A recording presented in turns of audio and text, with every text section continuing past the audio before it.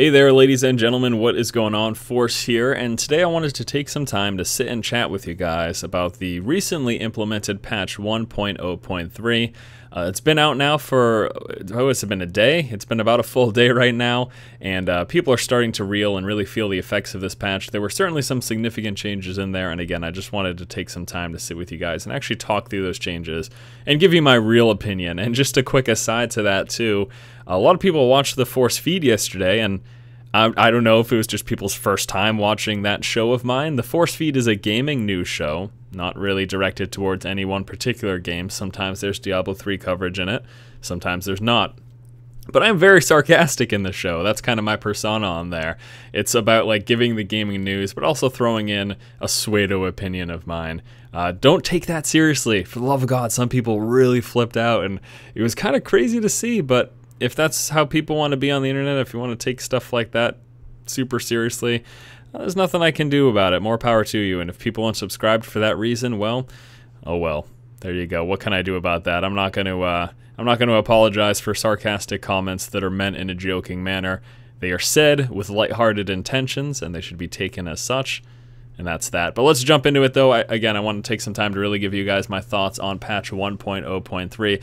Starting out, just going past the table of contents, some general changes, nothing major. One pretty neat thing is that the friends list is actually not unpleasant to look at anymore. I think they've done a pretty good job in kind of reorganizing and relaying out the friends list. It actually looks pretty good now.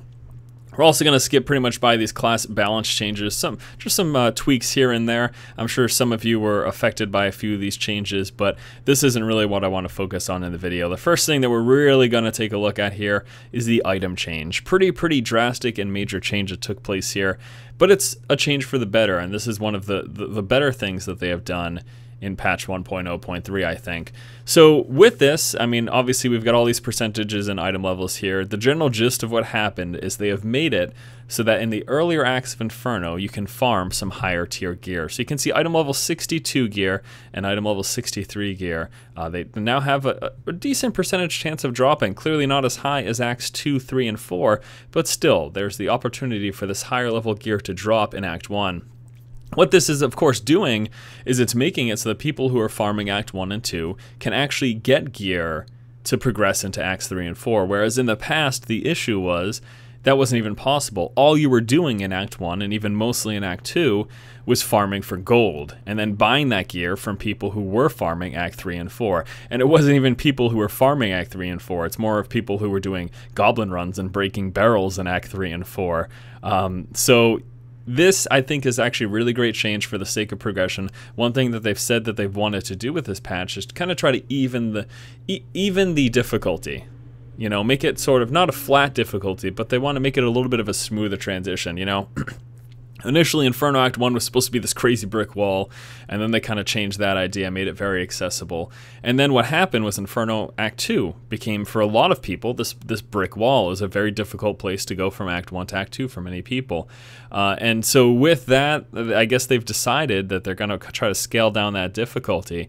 And what that does, this specific change right here, and I know there was a change to attack speed, and that has affected a lot of people's DPS, and that's where a lot of complaints are coming from here, but this specific change, I certainly think is a good one, and I certainly think it's going to make the difficulty curve a little bit more manageable for a lot of people who are playing the game somewhat casually, and aren't able to devote a lot of time to. And that's, of course, a good thing in one sense, but in another sense, it's kind of, I don't know, it's kind of rough, because the whole point of Inferno, just keep this in mind, the whole point of Inferno was to be this incredible challenge, super difficult, and so the fact that it was challenging shouldn't have come as a surprise, and the fact that it's challenging shouldn't be unwanted. I think the issue was, though, and the thing that Blizzard's been running into, is that it was so challenging for so many people, some people just threw their hands up in the air and said, you know what, I'm not going to do this anymore, I don't feel like playing.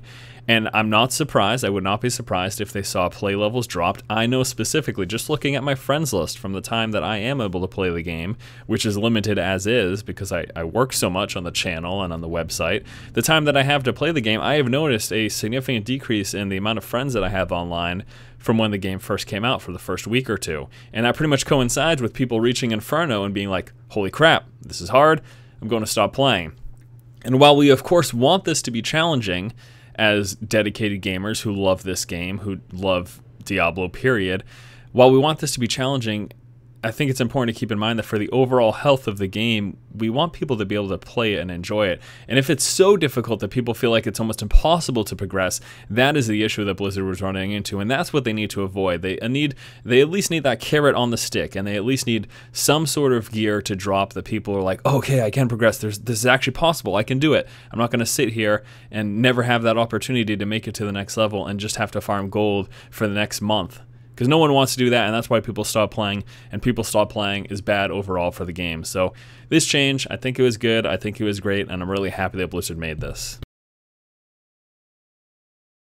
So moving on next here, this is a pretty significant change. A lot of people are a little frustrated about this right here, that the repair costs increase. So what's happening now is it is incredibly expensive to repair items, incredibly expensive. One death is costing people upwards of 9,000 gold. I think, oh, what was it? I think it was one death that I had, and it was about 12k gold. I'm pretty sure that's where I was at. So that's obviously ridiculous. Now, understand the reasons behind this. The reasons behind Blizzard doing this is that they are trying to stop those zerging builds, those suiciding builds, the glass cannons. They don't want to completely stop glass cannons because some classes are just built that way. The wizard is supposed to be a glass cannon. She's got a freaking passive. It's glass cannon. Like, they're supposed to be like this. But at the same time, they want you to have some focus on survivability and not just be zerging and suiciding and trying to death after death work your way through packs. And this is trying to bridge the disparity in Blizzard's eyes between melee and ranged characters.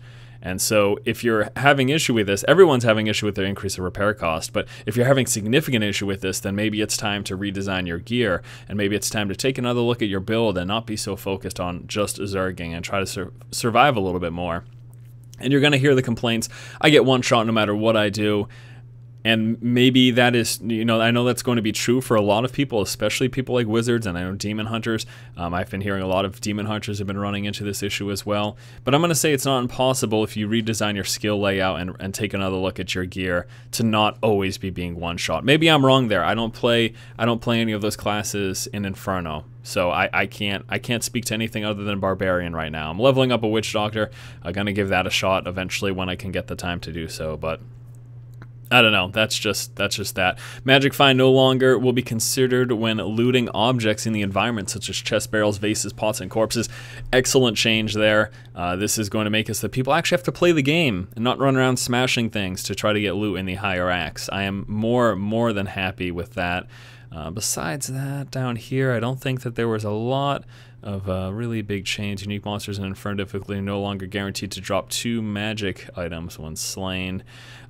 Another one of the big changes that they made to Nephilim Valor there, and I'm not sure if we're actually going to reach that in here, but I'm not sure if that is actually in the patch notes or not. So the Nephilim Valor change, let me just talk about that for a quick second. Dropped objects no longer have a chance to drop items. That's cool. So I just want to quickly talk about the Nephilim Valor change because I'm not sure if it's in the patch notes. So the Nephilim Valor change now, they've made it so that you're not going to be getting as much off of bosses, but you are going to be getting rares off of the rare and champion packs. This is, again, another one of these changes that I'm really happy with this patch, because what it is going to do once more is it's going to make it so that you don't want to be just farming bosses. What was happening prior to this is that everyone's just getting 5 stacks and going to kill Butcher or whatever, depending on what act you're running your way through. And that's not what Blizzard wants. Blizzard wants us playing through the game, and they want us to be running all around and searching for champion packs, enjoying all of the content, not just these specific squared off areas that we have found most efficient. That's not what Blizzard wants us to do, and that includes things like goblin farming and smashing barrels and all that stuff. They don't want us doing these things, because at the end of the day, they're monotonous and they're pretty damn boring. But as players, people will do it because of the fact that they find it superior and, again, more efficient. And that's not a good thing. That is not a good thing, because it takes away from the enjoyment of the game. In the desire and the quest to try to get the best items, you're sacrificing fun, and Blizzard doesn't like that, and that's, again, going to attribute to part of the reason why people have been dropping off and stopped playing the game, because what was required to be efficient was not fun. If they can make the most efficient thing playing the game all throughout and going to kill champion packs, then that's enjoyable, because at least you're not segregated to this one specific area and doing it over and over and over and over again. So again, one of those things that I think was an absolutely great change. I'm really happy that they went ahead and did that. All right, now scrolling down, some user interface changes, some bug fixes there as well. Crafting got a major change, as you can see here, and this is one of those good changes, because frankly, the blacksmith and the jeweler have been unused by me forever. I think the last time I actually seriously used the blacksmith and jeweler was in the beta, which was quite some time ago. So that just goes to show you, I mean, it was not worth the opportunity cost. It was not worth the cost of crafting items or the cost of using a jeweler, except for the higher end gems where you really had no other choice but to combine to get them.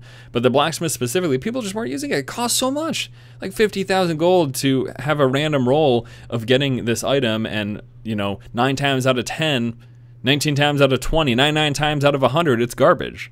So people just weren't using the blacksmith, and they were instead spending that 50,000, 100,000, 200,000, a million gold, however much they would have spent otherwise, rolling into garbage blacksmith rolls. They're just spending it on the auction house and getting guaranteed good items, because they can actually look for the attributes they want. So this is a good change. Hopefully this is going to bring about more use of the blacksmith. The jeweler change, phenomenal. People are actually going to be okay to start spending gold on it. It was just absurd before. I mean, look at that, how much less it's costing now. It's just beautiful, beautiful, beautiful change.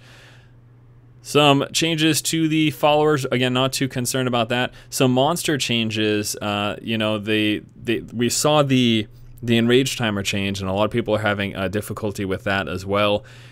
That's just going to be, again, it's going to be one of those situations, this rebalancing here, the drop in DPS for a lot of people because of the attack speed nerf, and then of course there's been a decrease as well in damage output from the enemies that we're facing in Inferno. The enraged timers, it's just going to be people trying to get back up to that DPS necessary to kill these bosses. That's a pretty obvious statement there, but I don't know if they're going to change that enraged timer. I know a lot of people have been having troubles on these bosses here because of that enraged timer change. So we'll have to see if they decide that that's something that they're going to have to roll back, or maybe just change the enraged timer a little bit. Been some changes to the monsters as well. Biggest thing, again, they're doing less damage now. Damage from monsters in Acts 2, 3, and 4.